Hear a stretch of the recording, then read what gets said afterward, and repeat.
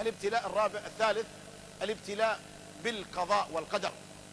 الله سبحانه وتعالى له قضاؤه في الكون، ملك سبحانه على العرش استوى، يخفض ويرفع ويقبض ويبسط ويحيي ويميت ويعز ويذل ويعطي ويمنع، كل يوم هو في شأن سبحانه، له مقاليد السماوات والأرض، هو المدبر لهذا الكون كله.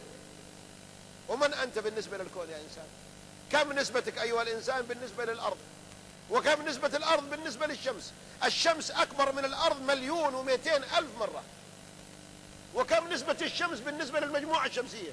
وكم نسبة المجموعة الشمسية اللي هي 7 كواكب أو 8 بالنسبة لمجرة من المجرات؟ وكم نسبة المجرة ذي بالنسبة للكواسارة الضخمة؟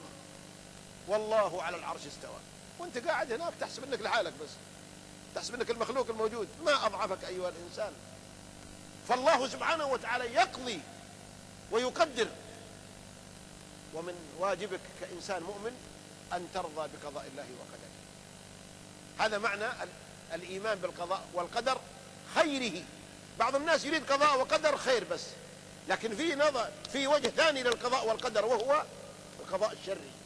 ايش القضاء الخيري؟ انك تعيش معافى وزوجتك سليمة وأولادك معافين وراتبك كبير وعمارتك فارهة وسيارتك جديدة ووضعك الاجتماعي مرموق، هذه قضاء طيب. لكن تجيك الثانية، الزوجة المريضة المعافاة تمرض، والولد الحي يموت، والسيارة تنقلب،